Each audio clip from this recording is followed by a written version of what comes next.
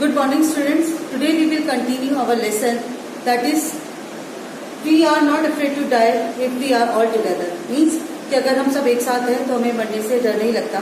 जैसा कि कल हमने पढ़ा कि ऑथर और उसकी फैमिली का एक सपना था कि वो एक वॉयज एक समुद्री यात्रा पे जाए और उसके लिए उन्होंने बहुत सारी प्रिपरेशंस भी स्टार्ट कर दी थी.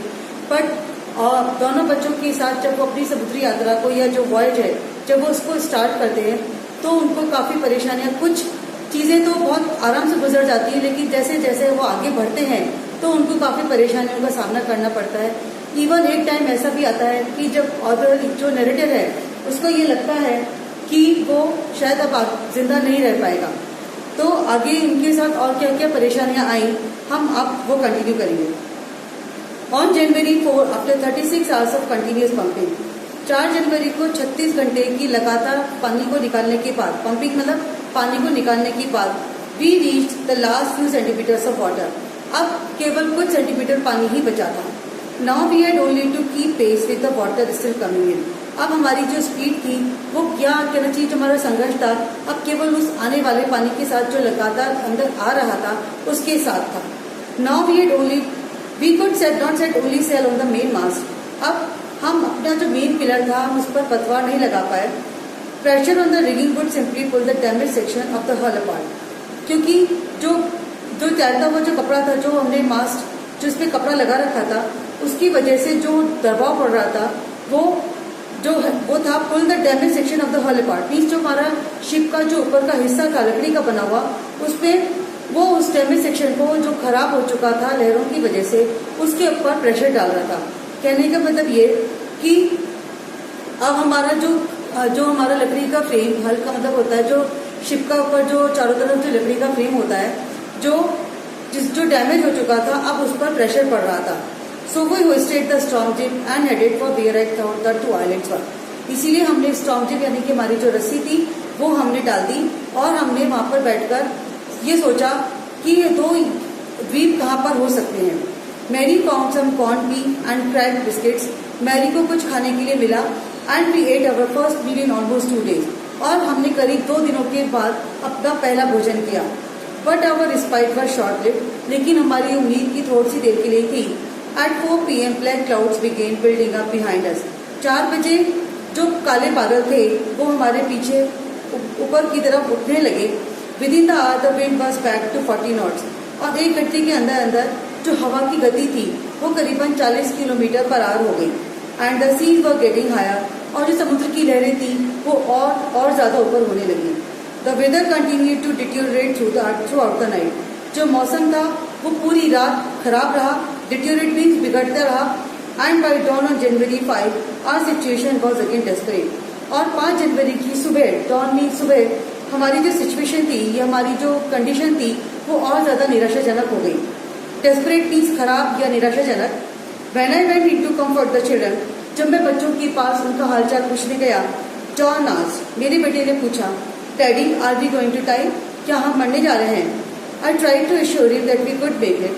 मैंने उस बात को उसको एश्योर किया कि हम अपनी जर्नी कंप्लीट कर पाएंगे.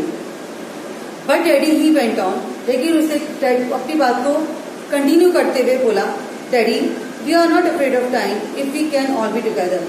हमें मरने से डर नहीं लगता हम सब अगर एक साथ हैं. You and mummy, you and I, आप और मम्मी और मैं और you. I could find no words with which to respond. मेरे पास उसकी क्वेश्चंस का, उसके आंसर्स का और कोई जवाब नहीं था. But I left the children's cabin determined to fight the sea with everything I had. लेकिन मैंने अपने बच्चों के केबिन को छोड़ते समय ये पक्का निश्चय कर लिया कि मैं इन लहरों के साथ जो भी कुछ मेरे पास संसाधन है, जो भी मेरे पास चीजें हैं, उनके साथ मैं लड़ूंगा. To protect the weak and starboard side, मैं जो शिप के आगे का हिस्सा है, स्टारबोर्ड जैसे पहले भी बताया था, जो शिप का आगे का हिस्सा है जो खराब हो चुका था उसको सही करने के लिए, उसकी सुरक्षित करने के लिए I decided to heave to with the undamaged port hull facing the oncoming waves. मैंने डिसाइड किया कि मैं जो अभी तक शिप का जो हिस्सा भी खराब नहीं हुआ है वहां पर बैठकर मैं आने वाली लहरों का सामना करूंगा. Using an improvised sea anchor of heavy nylon rope and 22 litre plastic barrels of paraffin. और साथ ही साथ मैंने ये डिसाइड किया कि मैं अब की बार जो रस्सी इस्तेमाल करूंगा डालने के लिए समुद्र के अंदर अपना समुद्र शिप को रोकने के लिए वो 2 लीटर जो कहना चाहिए कि जो 2 ड्रम से 22 लीटर पैराफिन के से बनी हुई जो मोटी सी नायलॉन की रस्सी थी उसको यूज करूंगा। इसका मतलब कि अब की बार मैं कोई साधारण सी रस्सी इस्तेमाल नहीं करने वाला था। अब की बार मैंने सोच लिया था कि जो 22 लीटर पैराफिन से बनने वाली नायलॉन की रस्सी है उसकी ऐसी मैं 2 ड्रम्स यूज करूंगा, 2 ड्रम्स की बनी हुई रस्सी यूज करूंगा। That evening Mary and I sat together holding hands. उस शाम मैं और मैरी हम एक दोनों एक दूसरे का हाथ पकड़े हुए बैठे रहे। As the motion of the ship brought more and more water in through the broken planks, क्योंकि पानी को जो गति थी, जो शिप की गति थी, उसकी वजह से जो चीजें, जो लकड़ी की पट्टियां टूट गई थी उसमें से पानी अंदर आता जा रहा था।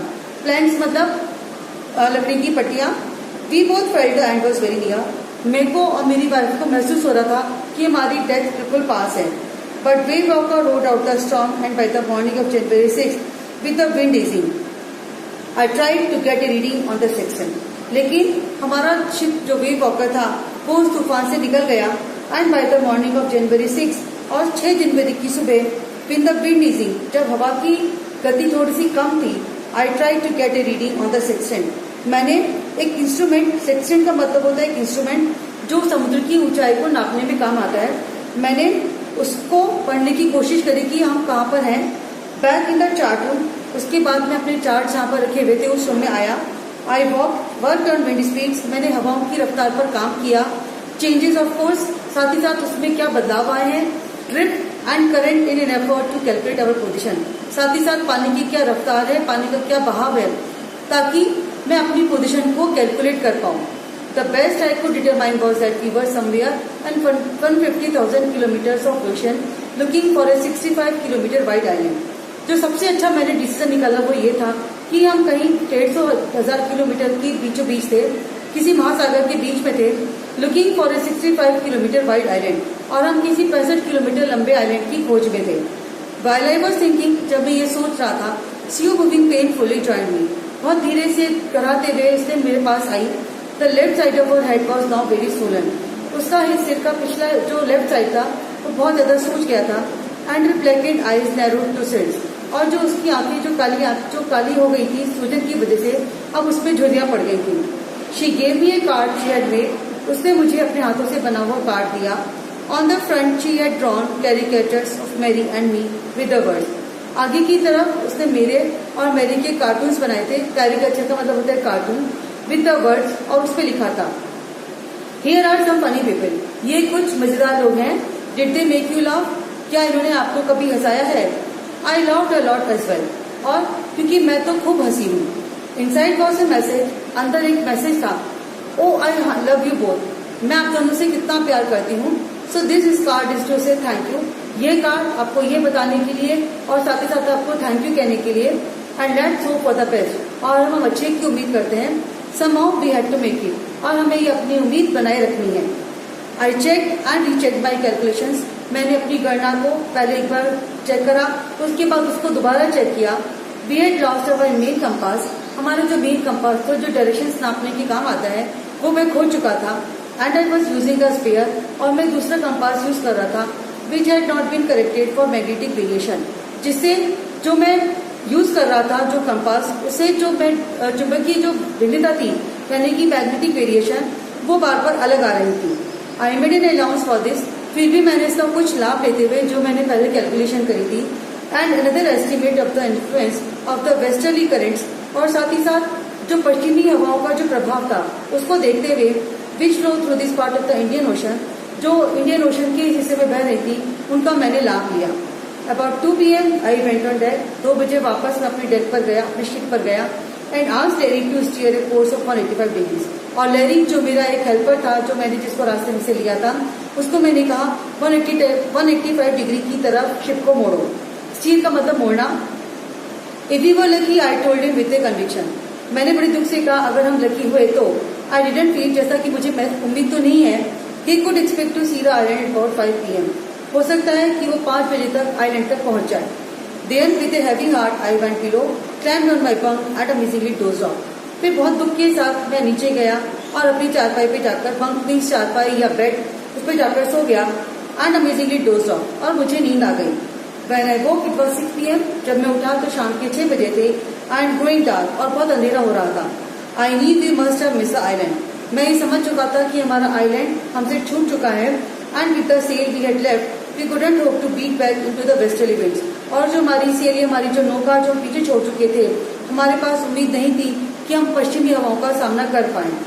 Eight that moment a tousled head appeared by my bunk, उसी समय एक लड़का, एक फिगर या एक आकृति जिसका सिर, टसल मीन्स झुकना और हेड का मतलब सिर, जिसका सिर झुका हुआ था, वो मेरे बेड के पास आई।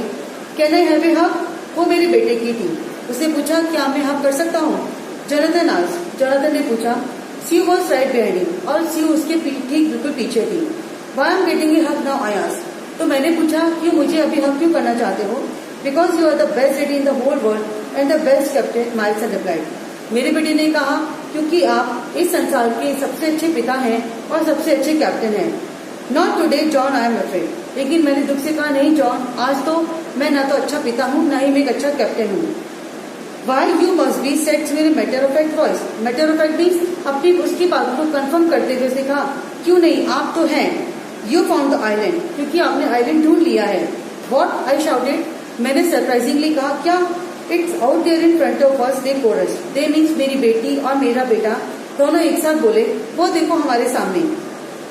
As big as a battlefield, उतना बड़ा जितना कि युद्धपोत होता है। I ran on deck and gazed with relief at the stark outline of isle Amsterdam, मैं शिप पर वापस गया दौड़ते हुए, और मैंने बहुत राहत की सांस से देखा कि मुझे सामने की तरफ धुंधली सी जो एम्स्टर्डम जो आइलैंड था उसकी थोड़ी सी आउटलाइन नजर आ रही थी। साफ मतलब रफ, धुंधली। It was only a bleak piece of volcanic rock, bleak मतलब बेरंग, और जो मुझे आइलैंड दिखाई दे रहा था सामने वो एक किसी ज्वालामुखी चट्टान का बना हुआ लेकिन बेरंग था, विद रिजिड वेजिटेशन, जहाँ पे वनस्पति थोड़ी सी थी। The most beautiful island in the world, और इस संसार का सबसे ज्यादा खूबसूरत द्वीप था। We anchored offshore for the night, किसी तरीके से हमने समुद्र से दूर लंगर डाला। And the next morning all 28 inhabitants of the island cheered as they helped us ashore, अगली सुबह जो उस द्वीप पे जहाँ पर हम पहुंचे थे उसके 28 जो लोग वहाँ पर रहने वाले थे, उन्होंने हमारा वेलकम किया और हमको समुद्र के किनारे तक पहुंचने में मदद की। With land under my feet again my thoughts were full of Larry and Harvey, मेरे पैरों के नीचे मैं जमीन वापस महसूस कर रहा था।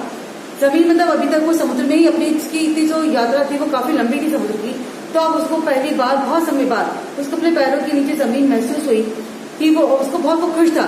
My thoughts were full of Larry and Harvey, मैं बहुत ज्यादा शुक्रगुजार था लैरी और हर्वी का। Cheerful and optimistic under the direst stress, जो इस पूरी यात्रा में जो बहुत ज्यादा तनाव से भरी हुई थी।